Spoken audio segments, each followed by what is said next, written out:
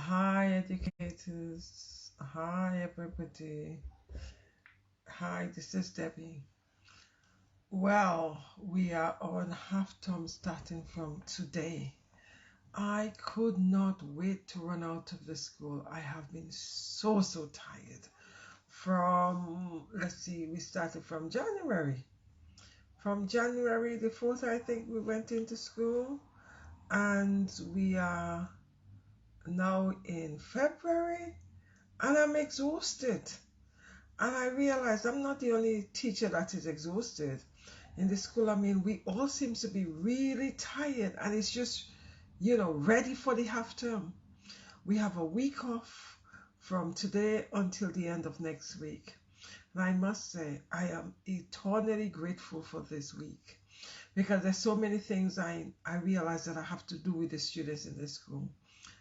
As much as my role is to educate them, and give them the contents, I do feel I have to do a lot more than that because a lot of the students are not confident. They're not. They don't see themselves as they're valuable. They don't feel that they are good enough, and all of these things I have to unpack with them. One of the things that I've noticed in my classrooms that because the students are not confident enough, it comes out in the behavior. So I'll have one student yesterday swinging on the table, another one making growling noises, another one drinking the water from the plastic cup and just keeping the cup in his mouth. It's like all of these things I've been experiencing with this in this particular school. And there's sometimes you have to say to yourself, okay, what can I do to support these children, these young people rather? Because it's more than just disruptive behavior. There are things happening. And I realized that a lot of this behavior a lot of this behavior is demonstrated as a result of low confidence and anxiety and fear. Because throughout my teaching session, I begin to pick some of those things up, whereby there it's like when you ask them questions, they would answer, but it's like they're unsure of their answers. And I keep on saying to them, it doesn't matter, you're doing great, well done, just trying to empower them to enable them to feel that it is okay. If it's wrong, that's fine too. But it's like the disruptive behavior is a result of definitely the low confidence, the not feeling that they're good enough, the anxiety, and in some cases the frustration, and in other cases is what's going on in the school. Another thing is they're going to university from September and they don't feel that they're well prepared. There's like all of that. And I must say, as a new teacher coming into that school, when I say new teacher, I mean I am new to that school. It is extremely tiring because I don't even know. Initially, I thought to myself, oh my goodness, I don't know what to do and how to navigate this with the students. Because I also realize a lot of them do not know how to regulate their emotion. So, therefore, the negative behavior is demonstrated in the classroom. And I'm saying to myself, okay, there's no point in giving them detention. There is no point in doing the shouting. There is no point in the exclusion. Those things, personally, I feel that don't work. So therefore, I also know that I have to find an alternative to that. And yesterday was one of those real tiring days because on some days I have the three most challenging group on the same day. So yesterday I had year 10, I had year 12, which was wonderful because year 10, 12 is a fantastic group. But nevertheless, they're still challenging their own way. And then I had year 13, the most challenging of all, and the group of students that is older, and the group of students that is going off to university in September, October. And those students are the worst behaved I think in the whole of the school, because they're still getting detention. Teachers are still giving them detention because they don't know how to behave. They're not turning up. They're bunking lessons. They're turning up late. It's like all of these things. And, it's looking at it and saying to yourself, hold on, the next step is university, September, October.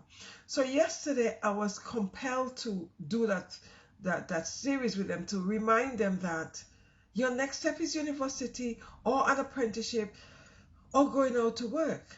So we need to step up on that, and we need to start navigating our emotion, and we need to start getting it sorted. And I said to them, I'm beginning to sound like a broken record, but you guys need to get it sorted. Yes, I'm here to help you, but you need to help me too. I cannot do it by myself because I don't need to go off to university. So I need you guys to help me to help you. So there is no point in you guys not turning up, because when you don't turn up, there is no way I can help you because you're not there. So I could support you. And I also felt that yesterday I had to do a lot of mindset. I had to do a lot of affirmation. I had to do a lot of you are good enough. You could do it. It's like believe in yourself because I believe in you. So the fact that I believe in you, you need to believe in yourself, and you need to start giving me the goods. The goods is the results.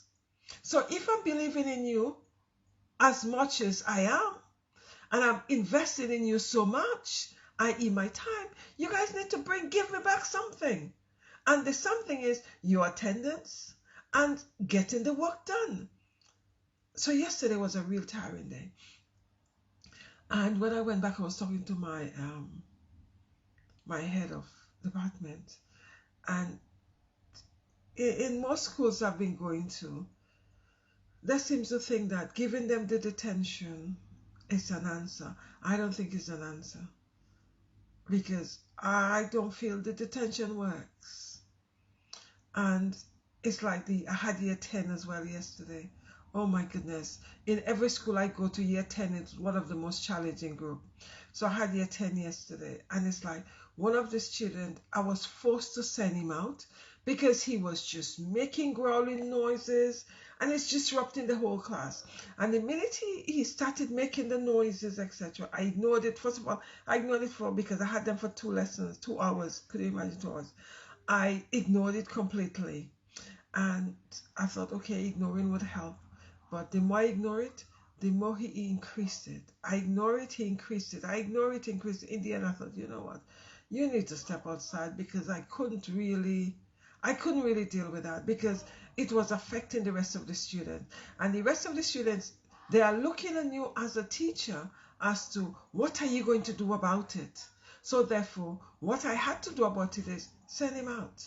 And when he went out, he was picked up by the corridor monitors. So there, in this school, which I love, and I really love about in this school, when students are outside, they're picked up by their mentors. Their mentors or monitors, corridor monitors. So you have a set of 2 or 3, on each floor, because this school have 3 floors. Walk in the corridor. So if they see a child outside, they want to know this child, why are you outside? What have you done? Do we have to have you in inclusion? So therefore you walk by yourself. What is it we need to do? Sometimes they will actually come in and ask you, does this child need to come back in, or you don't want them back in the class? I think twice I said, no, I don't want them back in the class, because it was just disrupting the whole lesson. And later on, when I was talking to, some teachers and talking to my head of department, I realized that child doesn't want to be in school. So as a result of that, the disruption. And our reason for that also is that student is very weak. The student didn't choose the subject because there was very little choice, because any other subjects available, that student wasn't able to do it. So I reflected on that, because I hate sending students out, because I don't feel that it works, because it means that they lose lesson, and then I tend to do a one-to-one with them, because I just feel I need to speak to them to find out what's going on in their head. Why are they acting like that? What's going on here? Can we work together so, we get some positive results? So I had a conversation, and of course I realized that student doesn't want to be there. The student at school. But what could you do? There's nothing much I could do. It's just encourage them. Okay, I understand that, but listen to this. You do need to have something so that when you go out there, at least you have something to offer, because you're capable. And I know you're capable, but you also know you're capable. So let's work together to get it sorted. So these are some of the things I've been saying to the students. And I really do mean that there could be a turnaround, but we need to work together. I cannot turn around by myself. So one of the things I is like what I do always is the motivation session, and I would have a quote to read the quote, and lots of the empowerment quote I have is like, you're good enough, you are a gift to the world, and all of those things. And it does make them feel good, because then I would then repeat it and just remind them. It is so important that parents, guardians, carers, educators, family members, you guys need to talk to these young people. You need to talk to them. You need to empower them. You need to remind them of their greatness, because every child have a greatness. Every child is great, and also stop them from comparing themselves with each other. There is no point in comparison. There is no point in contrasting, because we're all different and unique. So these are things I want you guys to do with these young people. Talk to them. Remind them where they come from, and also where they're able to go. Because they all have greatness. They may not excel academically, but they could excel in terms of apprenticeship. There's so many things the children could do. It's like finding what they like to do and encouraging them to do it. And if need be, some of them like to do various things that are practical, i.e. apprenticeship. Encourage them to go into apprenticeship. There is no point in forcing them to be somewhere where they don't want to be. It's not good for them, it's not good for the peers, and it's not good for the teachers. This is something I want you guys to start talking to these young people, finding out what they like. Because a lot of them, there so many things they like, but nobody asks them. It's like I find myself spending my time talking to the students. Sometimes I don't even have a lunch break, because it's like I'm talking to them. I want to find out what's going on with them. I want to find out how we could work together, because some of them don't want to be where they are. So it's a matter of we trying to find out what they like, and how could we get them to start doing more of what they like. It's like this school I'm in, there are times I have to be hiding, because as soon as I come out of the staff room, I will find some students. Where you going? And it's like they're starting to walk, okay, they want to say something. Okay, come on, walk with me. Oh, I'm going, it's like sometimes I'm going to the library because I have to prepare for my lessons. Or I'm going out for lunch. I'm going downstairs for lunch. And it's like, I said to them, you guys, what's wrong? Give me a break. Give me a breathing space. But as I said to them yesterday, why is it that you guys always want to find me and talk to me? Oh, because miss, you talk to us and all of this. But that might be true, but I'm also tired, because I also have to start pouring into myself, because I am tired sometimes. And yesterday was one of those days I was very, very, very tired, because I came out from one lesson and I met a group of students. And it's like they started talking to me. They started talking about the assignment. And I said to them, okay, I have to go now because I need to meet another student. And then another student, year 13, who bunked my lesson. He didn't come to my lesson because he said that he was put on detention, and then he had to go to exclusion, and then he had a Saturday detention. He given me the whole spiel. And I'm listening to him. I said, okay, I hear all of that, but how have you contributed to that? Miss, I didn't. All the teachers are ganging up on me. Okay, pause a bit. And I want you to reflect as to what have you done that pushed them to do what they're doing? Miss, you don't understand. I don't think some of them like me. Okay, I hear you. Okay, I hear you. But I want you to pause. And when you see me later on, Tell me what you reflected on. I want you to reflect. Because for a start, you didn't turn up to my lesson. And we had PD, which is family time, where it's like tutorial. Your behavior was not acceptable. You wanted a box. I hand you the box of tissue and you grab it from me. Come on, think about those things. I want you to start reflecting. Okay, I know you were having a bad day, but I didn't do anything, so I want you to reflect. So it's like getting those students to reflect.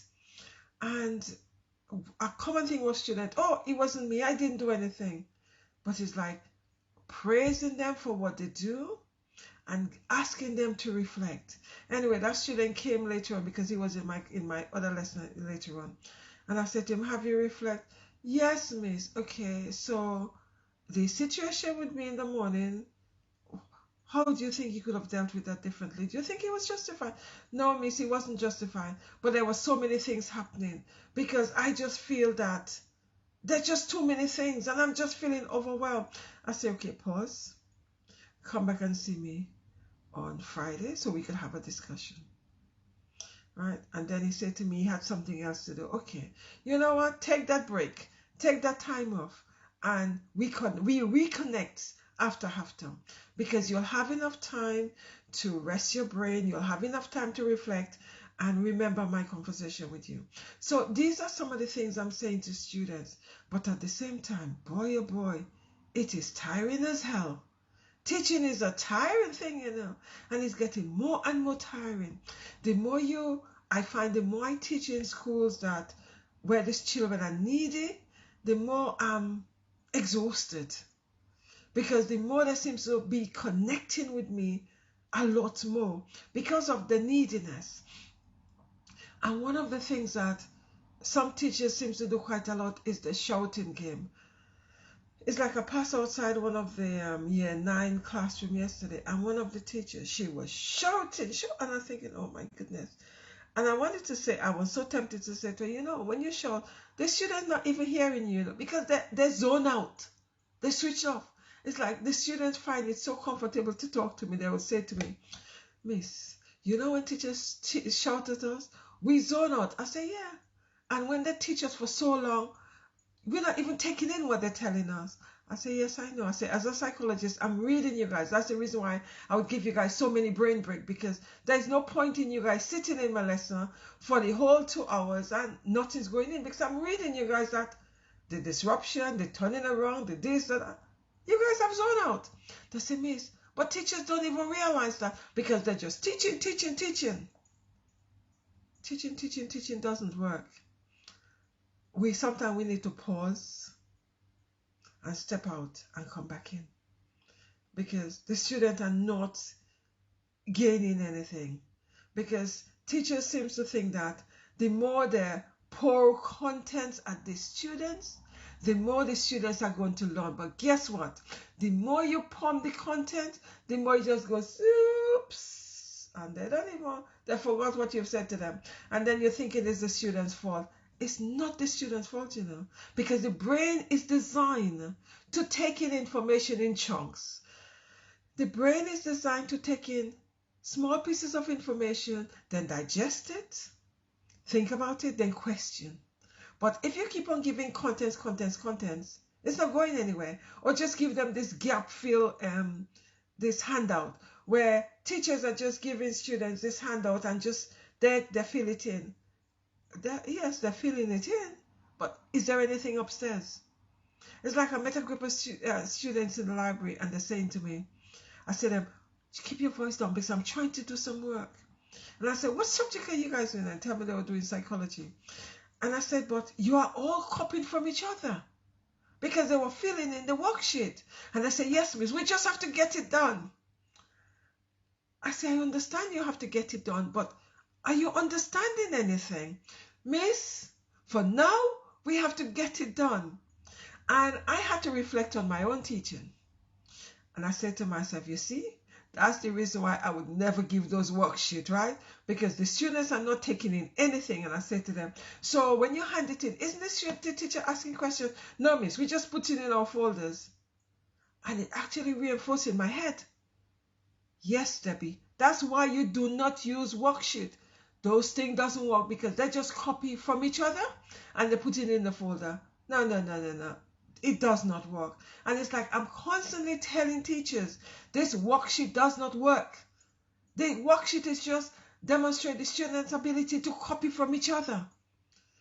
But in some schools, they're telling me that I have to do worksheet. It's like the school I was in last year, the end of last year, they're saying to me, oh, you have to give worksheet. And they're actually telling me that when I actually teach with PowerPoint, I need to say to students, copy down this. I couldn't do it. That's not in my nature. I couldn't give the worksheet. I did everything else except the worksheet.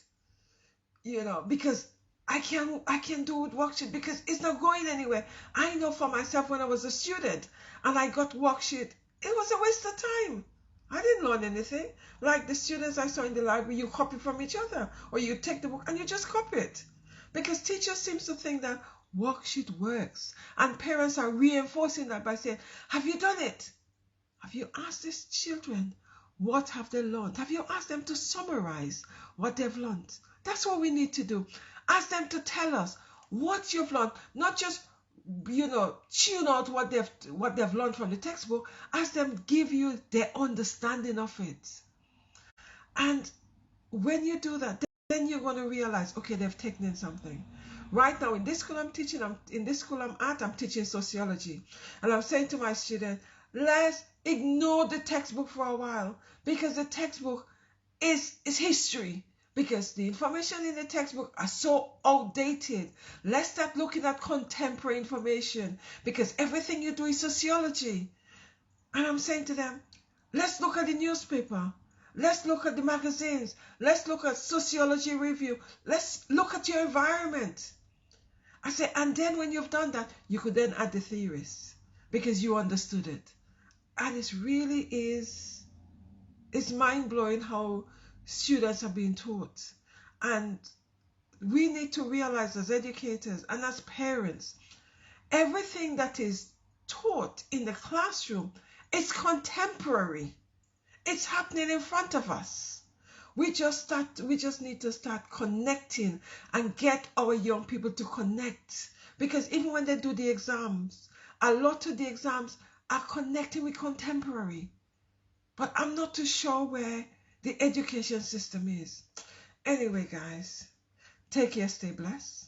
Have a fantastic evening, night, morning where you are. And thank you guys for listening.